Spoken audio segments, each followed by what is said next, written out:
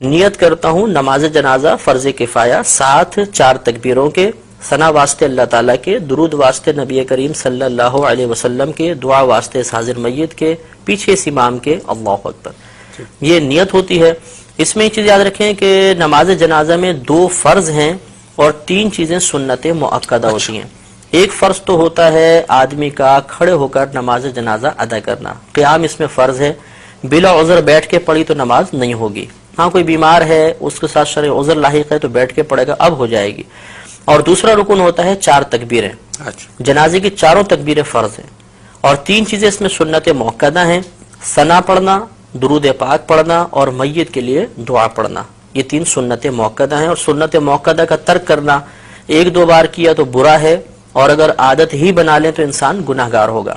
اس سے معلوم ہوا کہ اگر ہم جنازے کے کم از کم 2 فرض پورے کر لیں گے تو نماز جنازہ ادا ہو جائے گی، اور اگر ہم یہ 3 سنتیں بھی پوری کریں گے تو کامل طریقے سے ادا ہوگی۔ اس سے نتیجہ نکل آیا کہ اگر کسی شخص کو جنازے میں کچھ بھی پڑھنا نہیں آتا، نہ ثنا آتی ہے، نہ درود پاک آتا ہے، نہ جنازے کی دعا آتی ہے، اور وہ امام کے پیچھے تکبیر بلند آواز سے لگا لے جیسے میں طریقہ عرض کرتا ہوں، اور وہ بس خاموش بھی کھڑا رہے گا تو جنازہ بہرحال ادا ہو جائے گا اس کا۔ ہاں یہ ہے کہ سنت کے ترک کا اگر جان بوجھ کے کیا تو گناہگار ہوگا اور ثواب میں کمی آ جائے گی۔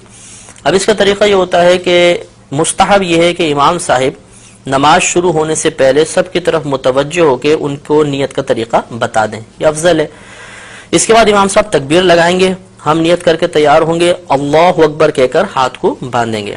یہ مسئلہ یاد رکھنا بہت ضروری ہے کہ جہاں شریعت نے فرمایا کہ کہو یا پڑھو، اس کا مطلب یہ ہوتا ہے کہ اتنی آواز سے کہو یا اتنی آواز سے پڑھو کہ تمہارے اپنے کان تمہاری آواز کو سن لیں۔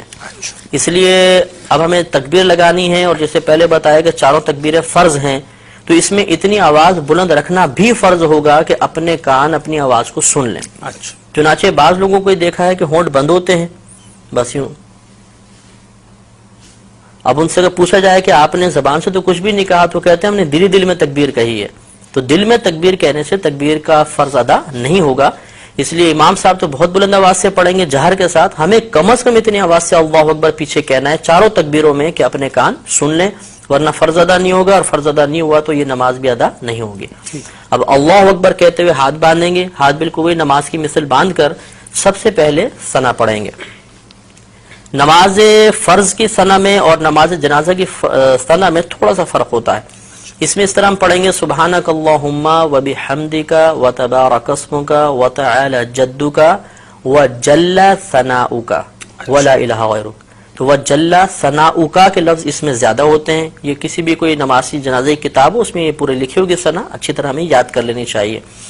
اس کے بعد ہم اگر ختم کر چکے ہیں انتظار کریں گے، امام صاحب دوسری تکبیر لگائیں گے۔ یہ یاد رکھیں کہ نماز جنازہ میں فقط پہلی تکبیر میں ہاتھ اٹھانے، باقی آگے کی 3 تکبیروں کے اندر ہاتھ نہیں اٹھائیں گے، لیکن زبان سے اللہ اکبر کہا جائے گا۔ تو بغیر ہاتھ اٹھائے اب اللہ اکبر کہیں گے، اور اس کے بعد اب ہم درود پاک پڑھیں گے۔ اس میں وہی درود پاک پڑھنا افضل ہے جو ہم عام نمازوں میں پڑھتے ہیں، یعنی درود ابراہیمی۔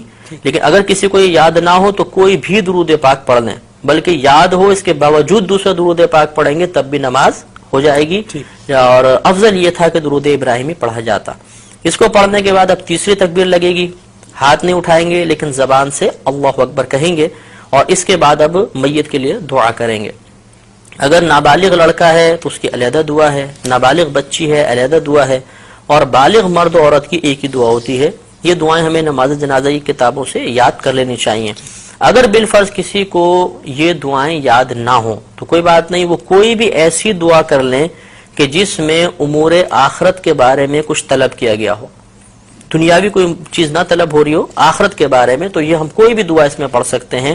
تو اس طرح ہماری نماز تقریباً مکمل ہو گئی۔ اب چوتھی تکبیر آئے گی، امام صاحب چوتھی تکبیر لگائیں گے، ہم نے ہاتھ نہیں اٹھانے لیکن زبان سے اللہ اکبر کہنا ہے، اور یہ اب سنت کریمہ ہے کہ جیسے ہی چوتھی تکبیر لگے اور سلام پھیرے تو ہاتھ کھول دیں، اور ہاتھ کھولنے کے بعد پھر السلام علیکم ورحمۃ اللہ، السلام علیکم ورحمۃ اللہ، دونوں طرف سلام پھیر دیا جائے گا۔ اب یہ یاد رکھیں کہ جہاں تکبیر کے بعد کچھ پڑھنا ہے اس میں ہاتھ بند رہیں گے، اور جہاں تکبیر کے بعد کچھ نہیں پڑھنا ہوتا وہاں ہاتھ باندھنے کی ضرورت نہیں ہوتی، ہاتھ کھول دیں گے۔ تو پہلی 3 تکبیروں میں چونکہ تکبیر کے بعد کچھ پڑھنا تھا تو ہاتھ بندے رہے، چوتھی میں کچھ محل ہی نہیں ہے پڑھنے کا تو ہاتھ کھول کر پھر ہمیں سلام پھیرنا. مفتی صاحب عموماً لوگ یہ غلطی کیا کرتے ہیں کہ صاحب وہ جو چوتھی تکبیر ہے اس میں ہاتھ اسی انداز سے بندھے رہتے ہیں اور سلام پھیرتے ہیں، وہ مطلب یہ خلاف سنت ہو جائے گا. اچھا. نماز ہو جائے گی خلاف سنت ہے کہ ثواب میں کمی ہوگی. سنت یہی تھی کہ ہاتھ کھول کر پھر سلام پھیرے جائیں.